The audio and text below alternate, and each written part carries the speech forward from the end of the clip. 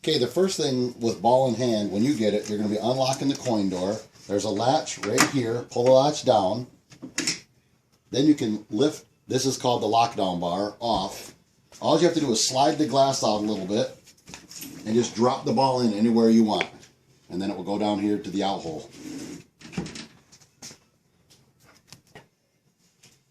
When you want to put the lockdown bar back on, and the latch is right under here where my hand is. You got to push it up to the lock position. Now this is locked. Now you can close the coin door. If you want to add credits to the game, I have it set 50 cents a play. So just drop the quarter 2 times in this slot right here. Easiest way to do it is you can just drop it through the coin door 1 time, 2 times, and just catch it in your hand. Or you can just have the coin box in there and use multiple quarters. But that's all you have to do. If at any time you'd like it not to be 50 cents per play, in the back box is a circuit board, and the manual that is included explains certain settings if you want it to be 25 cents a play or 25 cents for 2 plays. It's totally user-friendly, and the manual explains everything. This key right here, which will be inside the coin box, goes to the head. You have to insert the key on top of the head up here, just like that, and you turn it a quarter of an inch or quarter turn clockwise. At that point, that enables you to lift the glass out of the game. See how you lift it out? And if I want to put it back in, it's the same thing. You got to go up and drop it in.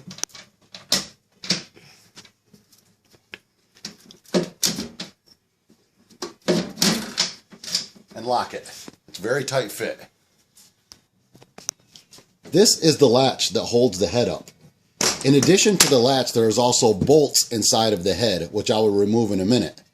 When you first have the game and it's unpacked and you set the head up, make sure this is latched very secure before you install the bolts in the head.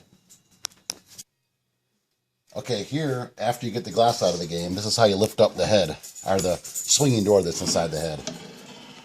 And this is where all the circuit boards are.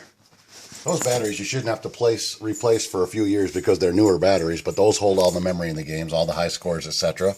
Anyways, these 2 right here are the bolts. You got 1 bolt here and 1 bolt there. So after you secure that latch that I was just speaking about a few moments ago in the back of the head, put those bolts in the game. Then take the door simply, you got to lift it up every time because it kind of drops down just like that.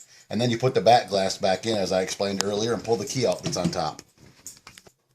This is a reset board. It does not need to be disconnected. That's why I have it like that. So leave it like it is.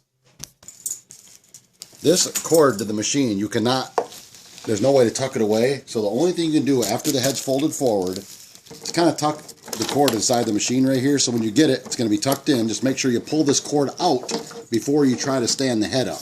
Pull the cord back out before you stand the head up and latch it. Now at this time, with the legs on, we're going to pick up this part of the pinball machine. I need somebody over there to help me lift this up, please, to put this on. We're going to put it on this chair so we can take off the back legs.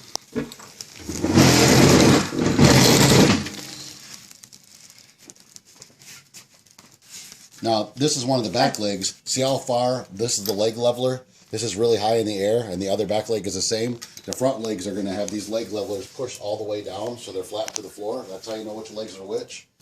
And I like having my back legs high up in the air. It makes the game steeper. The pitch makes it a little bit faster to play, but you can put these down whatever your desire is. These are the leg cabinet protectors, and these go on just like that before you put the bolts in and put the leg on. Now at this point right here, I'm going to set the pinball machine down so this part is on the floor, and then I'm going to lift the front part so it's actually vertically standing straight up and down. So when it's back to that position, we'll start to record again. Ow. This is the machine in the vertical position I was speaking of. At this point, we are going to take off these front legs. So obviously, when you first get the machine, you're going to be putting on these front legs first, tipping the machine down so the legs are resting on the floor like this. And then after it's resting on the floor is when you're going to be picking up that back end and putting it up on a chair and putting those 2 legs on.